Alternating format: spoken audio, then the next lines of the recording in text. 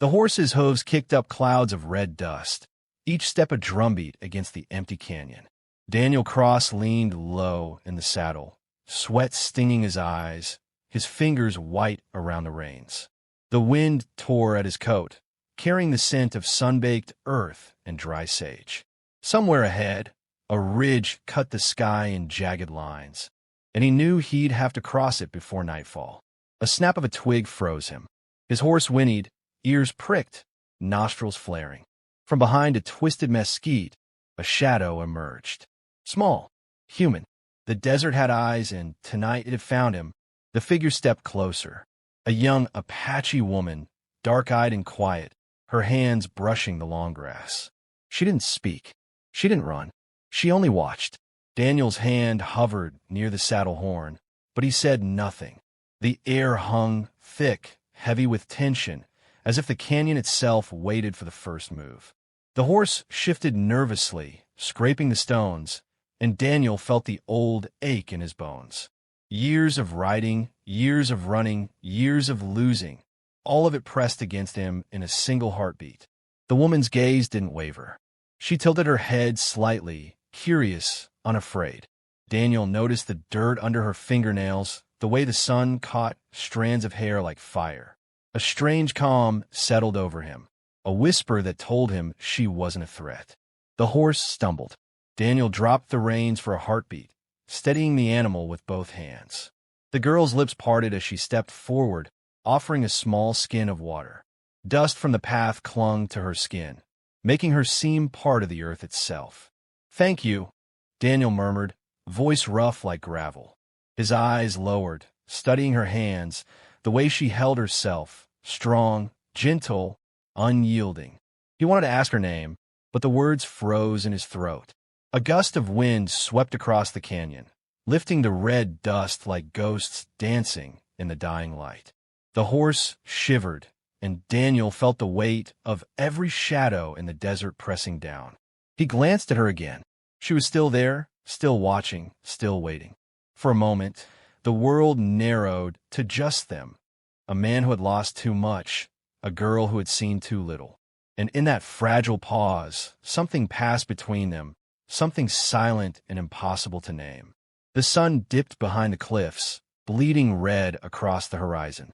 Daniel tightened his grip on the reins, pulled his coat closer against the wind, and let the horse take its step forward. The girl followed him a few paces, her eyes never leaving his back. The desert swallowed their footprints, but the memory of that first meeting, quiet, tense, alive, would linger long after. The storyteller would later say, "That night, the desert saw mercy where it had only known dust and silence." Eli woke to silence, though the desert seemed louder than ever. The fire had died, leaving only embers that pulsed like small hearts buried in ash. His hands trembled as he reached for his canteen. Full, though he hadn't filled it, and his throat tightened at the bitter taste of desert water. The three women stood at the edge of the dunes, just beyond the firelight. Their eyes gleamed like polished stones, and the wind curled around their dresses, lifting them, shaping them. Mara, the tallest, spoke first. "The desert has been listening to you," she said, voice threading through the sand. "It knows the weight you carry." Eli swallowed hard, gripping the revolver strapped to his side, an old relic he had thought long buried. "I've carried it long enough," he whispered. "My grief, it's mine. I don't need more ghosts." "You don't understand," Loon said, stepping closer, her sandals leaving no mark in the sand. "The desert doesn't give chance twice. The men who burned your home, who left your family to the fire, they're still out there, still laughing, thinking themselves untouchable." Kasha knelt beside a half-buried ruin, brushing sand from what looked like an old well. "What lies beneath can help you," she said, and the words felt like wind carving stone in his chest. "But you must reach for it, or the desert will reach for you." Eli's fingers found the revolver's grip. Cold steel met callous skin. Memories surged, smoke, screams, a little girl's hand slipping from his. His chest ached, and for a moment he considered fleeing. The desert was merciless, but something in the women's gaze, in the blue firelight lingering in the air, told him courage was not about forgetting. It was about facing the impossible. They moved as one toward the ruin, and Eli followed, sand crunching beneath boots. The well yawned before him, old timber rotted, the depths a black mouth into the earth. "Reach inside," Mara instructed. Hesitation clawed at him, but his fingers brushed the metal hidden in sand. A revolver, engraved with initials that made his breath catch. E.M., the very one he had swore to bury with his family. Cold and weighty in his hands, it carried both promise and threat. The women's eyes glimmered, silent now, letting the desert hold its secrets. The wind rose, lifting grit into the firelight, curling it around him. Eli felt something awaken inside, a thread of power, a pulse of resolve he had buried under grief and dust. He rose from a ruin, revolver in hand, shoulders squared against the howl of the desert. The women's whispers merged with the wind, echoing behind him. Set something right, or be swallowed whole. He tightened his grip. The desert was waiting. And for the first time in years, Eli Moran felt ready to answer. The town of Caldera Junction lay baked and silent under the noon sun. Streets cracked like old leather, shutters rattling on their hinges. Eli rode through the dust-choked main road, spurs jingling, revolver heavy at his hip. The wind carried whispers, half-sobbed warnings, half-laughs, and the townsfolk kept to shadowed doorways, eyes darting, lips tight. At the saloon, the sign swayed on broken chains, casting a crooked shadow across the street. Through its open doors, Eli saw them, the Darrow brothers, 3 men with smiles that cut sharper than any blade. The youngest leaned against the bar, polishing a Colt, eyes glinting with the memory of fire and blood. The middle one spat into the dirt outside, the smell of whiskey thick around him. The oldest, broad-shouldered, laughed at something no one else had said, a laugh that made Eli's hands tighten around his reins. He dismounted, boots sinking into sand and grit, each step measured. His tent waited at the edge of town, the folds of its canvas fluttering against the wind, a ghostly promise of night and fire. Name? The youngest Darrow sneered as Eli passed, voice dripping contempt. Names don't matter to the desert, Eli said quietly, voice low, carrying a weight they couldn't measure. They laughed then, sharp and sudden, and for a heartbeat, the town felt alive with menace. The sheriff's office door creaked, empty shadows watching from within, a silent testament to law that had sold itself long ago. Night fell fast, the sun devoured by canyon walls, and Eli returned to his tent.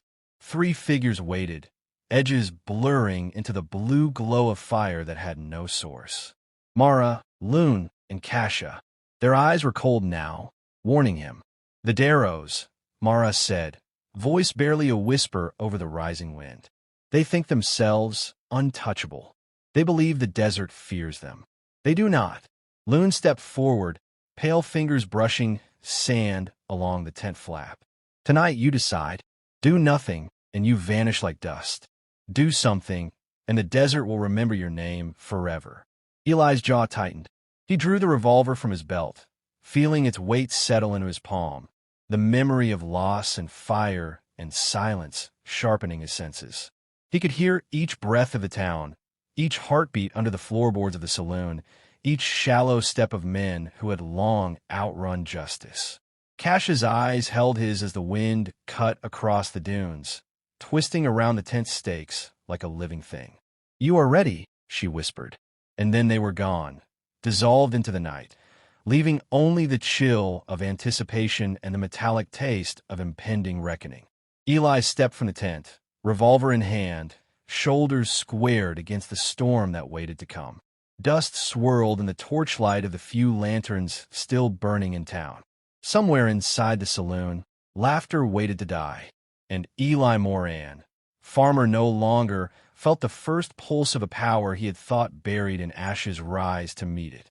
The desert had spoken, and tonight Caldera Junction would listen. Lightning ripped across the desert sky, splitting it open with a jagged roar, and the wind carried sand into every corner of Caldera Junction. Eli strode into the saloon, boots crunching against the grit, revolver drawn, eyes scanning the shadows that clung to corners like cobwebs. The Darrow brothers were waiting, grins wide, hands resting lightly on pistols that had sung death before. "Farmer," the youngest sneered, though Eli was no longer just a farmer. "You lost your cattle, your wife. What makes you think you've got fire left?" The middle brother laughed, shaking his head, whiskey sloshing in the glass he held. "Better be quick, or the storm will swallow you first." Eli's jaw tightened. Blue fire flared along the saloon's edges, curling from nothing into everything, a cold, spectral light that made the Darrows falter, eyes widening. The shadows shifted, thickened, and the storm's howl drowned their mockery. Bullets tore through the room, splintering wood and shattering glass. But Eli moved like the desert itself guided him. He ducked, spun, and returned fire. Every shot was precise, measured, carrying the weight of years and the fury of loss. Dust and rain whipped around him, sand grinding against teeth, sweat stinging his eyes. The youngest fell first, a gasp lost in the wind as the revolver's bite found its mark. The middle brother tried to run, but the blue fire surged, blinding, wrapping around him like ropes of light. Eli's hands were steady, his breaths even, as though the desert breathed through him, lending strength to every strike. The oldest stood frozen at the far door, fear finally cracking the mask of arrogance. "You ain't human," he shouted, but it was the wrong warning. Eli's hand moved, the revolver whispered, and the man crumpled to the floor, the storm swallowing the sound of his collapse. Eli lowered his gun, heart pounding, chest burning with a strange exhilaration. The blue fire licked the walls, then evaporated like mist under the morning sun. Silence returned, thick and complete, broken only by the wind sighing through the broken shutters. At the edge of the saloon, Mara, Loon, and Kasha waited. Their eyes glowed faintly, reflecting the dying storm. They had been guides, witnesses, and perhaps something more, spirits of vengeance, echoes of the desert's own will. Eli understood now. He had not been chosen by chance. He had been forged. He holstered the revolver, stepping into the sand-choked street. Caldera Junction lay quiet, trembling under the last rumbles of thunder. The town would remember, the story would spread, and somewhere, the desert whispered its approval. The women faded into the dunes, laughter mingling with the wind. Eli felt the weight of sorrow lift, replaced by something heavier and brighter, legend. And if you listened closely when the desert winds ran cold, you could still hear it. 3 voices in one man, keeping watch, shaping justice until the end of time.